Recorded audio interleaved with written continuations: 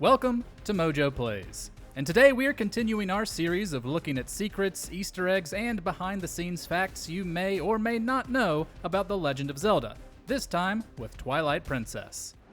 You forget we do space. But before we dive in, we publish new content all week long, so be sure to subscribe and ring the bell to get notified about our latest videos. The Zapper killed its sequel.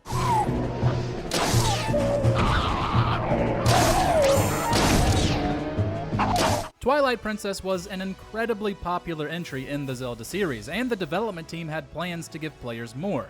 Ideas for a sequel were floated around, but only briefly. They wanted to create a full-scale, quote-unquote, epic follow-up. However, series creator Shigeru Miyamoto had other plans. With the creation of the Wii Zapper, a gun-shaped peripheral, Miyamoto instructed them to create a smaller side story that showcased its capabilities. In actuality, there isn't much story found in Link's crossbow training, released the year after Twilight Princess and bundled with the Zapper. It isn't a bad game, but a true sequel could have been really interesting.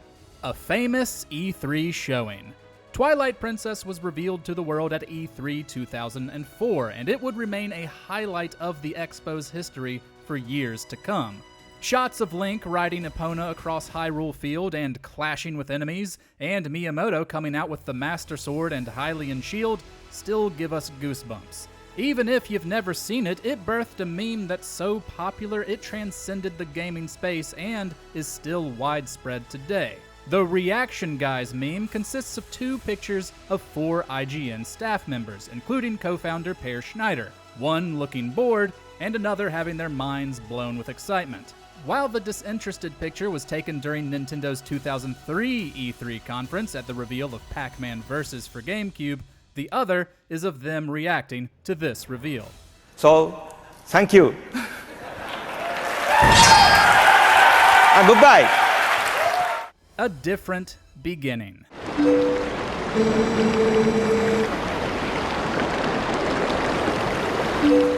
One of the things Twilight Princess gets flack for is its long intro, which could have been very different. The team originally thought to have players start as Wolf Link immediately, but they then decided that players should be eased into it to get used to the more traditional Zelda gameplay. After this change, the intro was written to have Link in Ordon Village for a single day before leaving on his adventure. This was changed again in consideration for the Wii version. Since this was a completely new way to play video games at the time, Miyamoto decided Link should stay in Ordon Village for 3 days so players could grow accustomed to it. Forever locked. Speaking of Ordon Village, there's a locked house there that will never open. No matter how far you progress in the story, Link can never enter. It's said to be the house of Fado, the ranch owner who gets Link to help out by herding goats. The reason you can't enter this house, barring the use of glitches where you'll only find a black room, was given by director Eiji Aonuma during an interview with Nintendo World Report. He said they ran short on time and were unable to design the inside. But he also gave an in-universe reason, claiming Fado is always on the ranch and doesn't want to share too much about his personal life. NPCs adapt to the story. The dialogue of NPCs, such as the kids in Kakariko Village, will change depending on where you are in the story. However, it's a bit more interesting with the villagers in Link's home, Ordon Village, and more easily missed since it's out of the way to visit most of the time. You can return as soon as Link is back in his normal form, though morale will be low since all of the children are missing. This is the only time you can hear one of the sadder pieces of music in the series, Our Children Missing, as Link hears about each parent's sorrow. If you wait to return until the story takes you back, after Link has already found most of the missing children, you'll miss out on this music and the dialogue.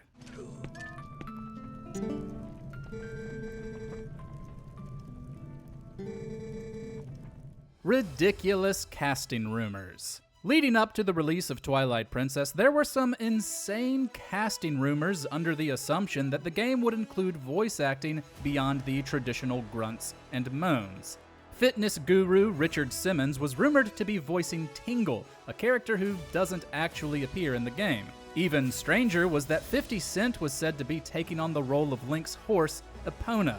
Additionally, then Nintendo of America president Reggie Fils-Aimé was rumored to be voicing a mysterious character known only as The Man.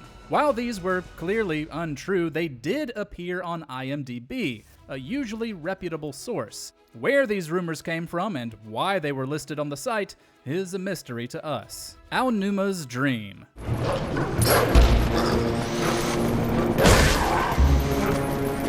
The idea to have Link transform into a wolf came from director Eiji Aonuma, but it didn't come out of nowhere. According to him, while once overseas for work, he dreamt of being a wolf trapped inside a jail cell. From this dream, a desire to put this into a game grew, but when he initially suggested it, he thought of it as merely a jumping-off point. He wanted some kind of twist on the traditional formula and suggested making Link a wolf as a way to, in his own words, get the ball rolling. The idea stuck, however, and this caused some frustration in Miyamoto, who gave Aonuma a hard time since creating a four-legged animal is more difficult than a two-legged human. The Birth of Midna. Nintendo always thinks of gameplay first and story second. Even though Midna is one of the most well-written characters in the series, and the story shines brighter because of her, she too was born out of what could, theoretically, be fun for the player. After Wolf Link was settled on, Miyamoto noticed a problem with his design. He felt it would be boring for the player to constantly look at the wolf's back since, with the way the camera is positioned, it isn't as interesting to watch a four-legged animal's movements compared to a human's. So he suggested they create a character to ride on Wolf Link's back to be more visually appealing. And that was the first step to Midna. Stand for again. It was inspired by The Lord of the Rings. J.R.R. Tolkien has influenced a lot of fantasy, with his Lord of the Rings novels even influencing the original Legend of Zelda game. By the time Twilight Princess entered production, Peter Jackson's film adaptations had just been released. With more players vocally craving a more realistic art style following The Wind Waker, and with The Lord of the Rings showing the benefits of a large-scale fantasy world, the team decided to, once again, take inspiration from Tolkien.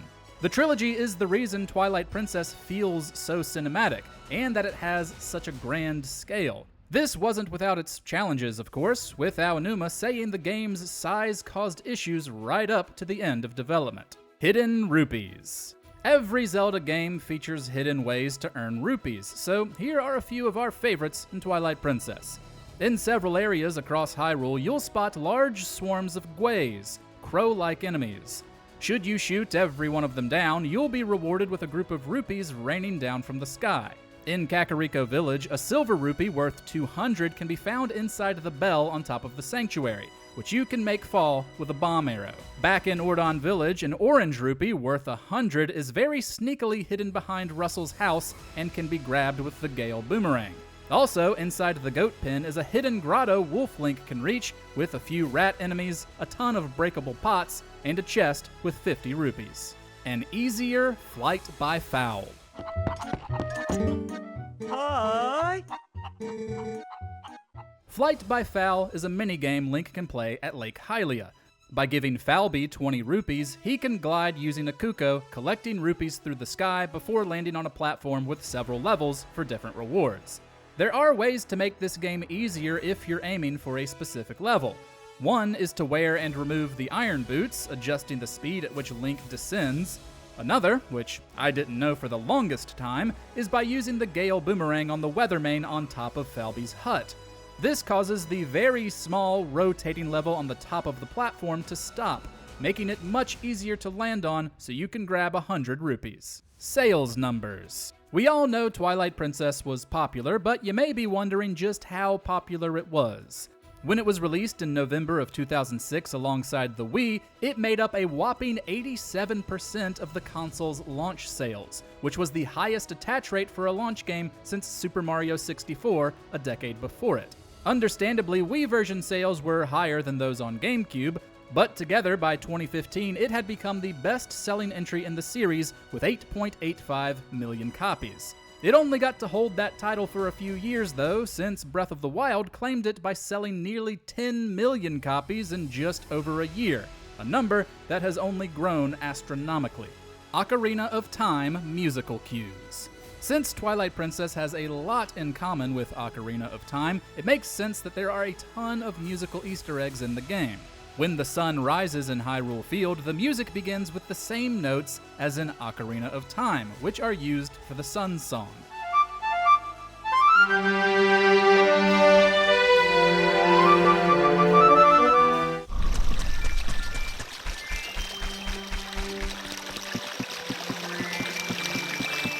The theme music for Rutella, the dead Zora Queen, features notes from the Serenade of Water, used to warp to Lake Hylia in Ocarina of Time, where the Zora-centric dungeon is.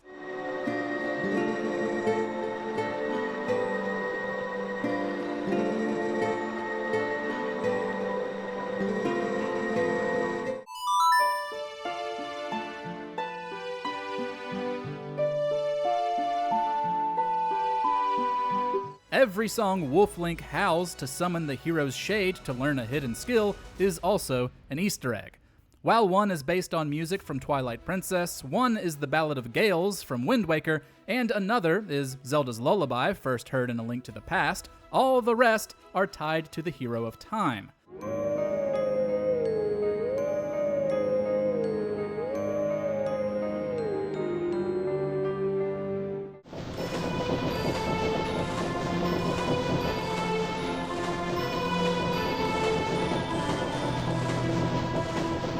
This makes these sequences sadder since the hero's shade is confirmed to be the spirit of that version of Link. The songs are Song of Healing and Goron's Lullaby from Majora's Mask, and Requiem of Spirit and Prelude of Light from Ocarina of Time.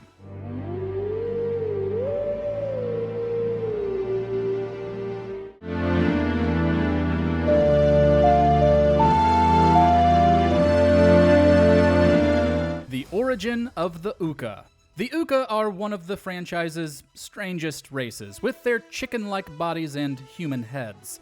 You may have seen what many believe to be the inspiration for their design, a painting from M.C. Escher called Another World, which features very similar-looking creatures. But there are some more fun facts about them you may not know, including how what they're called in different languages just describes them. In the Japanese version, the Uka are called the Tenkujin, meaning sky folk. In French, they're known as the Celestian, and in Italian, they're known as the Etere, derived from celestial and ethereal, respectively, and somewhat tying in with the game's lore. In German, they're called the Cumulinaire, derived from the cumulus cloud formation. Well, they do live in the sky.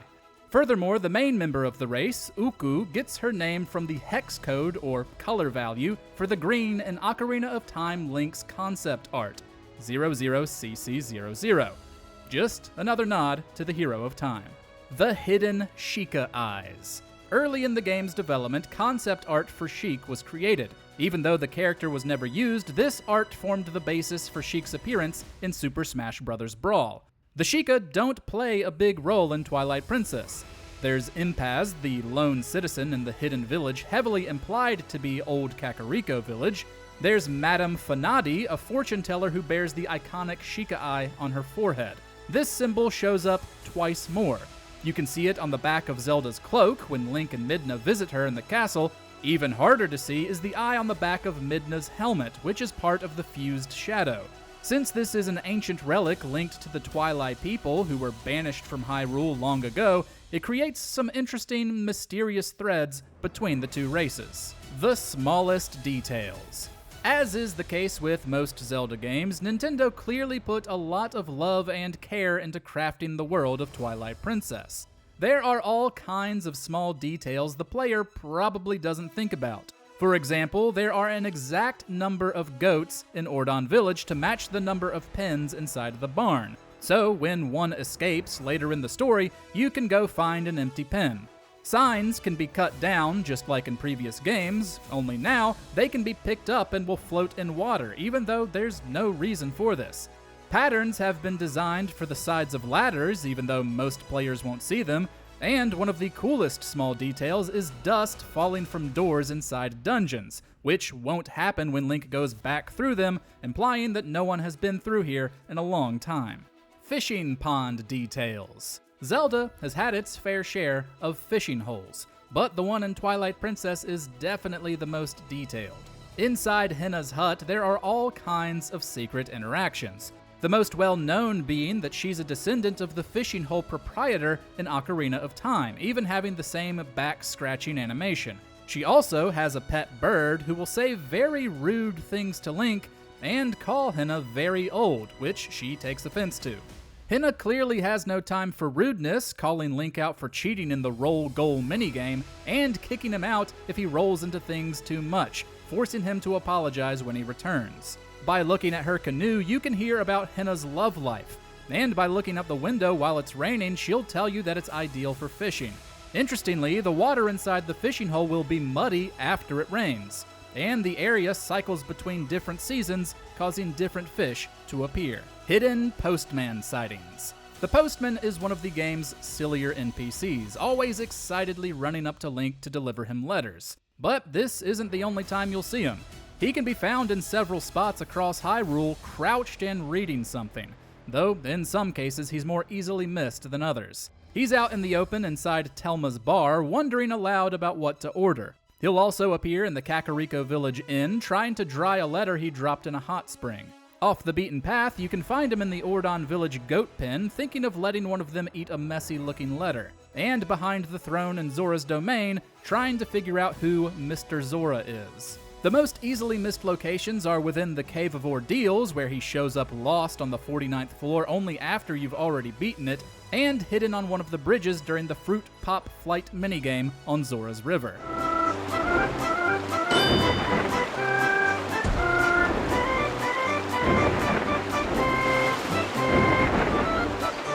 Midna's voice. Voiced by Akiko Komoto, Midna gets some of the more extensive voice acting in Twilight Princess. She has a unique way of speaking, though it will sound like complete gibberish to you while playing.